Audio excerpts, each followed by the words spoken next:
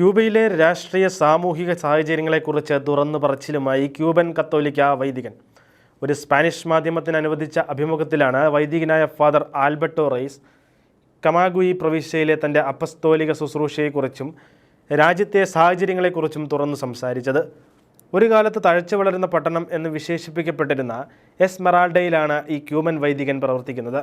ഇന്ന് പ്രദേശത്തെ ജനങ്ങളുടെ ദൈനംദിന ജീവിതം ക്യൂബയിലെ മറ്റു പലരുടെയും ജീവിതത്തിന് സമാനമാണെന്നും ദുഃഖത്തിൻ്റെയും ഇല്ലായ്മയുടെയും നടുവിലാണെന്നും അദ്ദേഹം പറയുന്നു.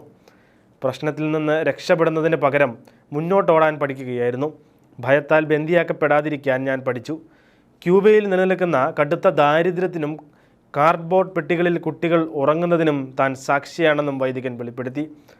ക്യൂബൻ ജനത കമ്മ്യൂണിസ്റ്റ് ഭരണകൂടത്തോട് വിയോജിപ്പ് പ്രകടിപ്പിക്കുമ്പോഴെല്ലാം അവരെ ഭയപ്പെടുത്തി ജയിലിലടയ്ക്കുകയാണ്. ഭരണകൂടത്തിനെതിരെ പ്രതിഷേധിച്ച ആയിരക്കണക്കിന് ക്യൂബക്കാരെ പ്രസിഡന്റ് മിഗ്വാൽ ഡിയാസ് കാനലിൻ്റെ പോലീസ് അതിക്രൂരമായി മർദ്ദിക്കുകയും ജയിലിലടയ്ക്കുകയും ചെയ്തു. ക്യൂബയിലെ വിശ്വാസികൾ ഭരണകൂടത്തിൻ്റെ ദുരുപയോഗങ്ങളെ അപലപിക്കാൻ ധൈര്യപ്പെട്ടിട്ടുണ്ട്. എന്നാൽ അവയെ വ്യക്തിപരമായി കണ്ട ഭരണകൂടം ശത്രുക്കളായി അവരെ വേർതിരിച്ച് വിമർശിക്കുന്നവർക്കെതിരെ ആസൂത്രിത പീഡനങ്ങൾ നടത്തുന്നത് തുടരുകയാണ്. രാജ്യത്ത് യഥാർത്ഥ മാറ്റം കൈവരിക്കുന്നതിന് ദൈവത്തെ അംഗീകരിക്കുകയും സമൃദ്ധിയുടെയും സമാധാനത്തിൻ്റെയും പാതയിൽ സഞ്ചരിക്കുകയും ചെയ്യുന്ന സമൂഹമാണ് ആവശ്യമായിട്ടുള്ളതെന്നും അദ്ദേഹം പറയുന്നു. തൻ്റെ തിരുപ്പട്ട സ്വീകരണം മുതൽ ഫാദർ റെയ്സ് സമൂഹത്തിൻ്റെ വളരെ ദാരിദ്ര്യം നിറഞ്ഞ പ്രാന്തപ്രദേശങ്ങളിൽ കർമ്മനിരതനാണ്. കടുത്ത ദാരിദ്ര്യത്തിനും പോലീസ് ഭരണകൂടത്തിൻ്റെ അടിച്ചമർത്തൽ നടപടികൾക്കുമെതിരെ ശബ്ദമുയർത്തുന്ന ഒരാൾ കൂടിയാണ് ഈ വൈദികൻ.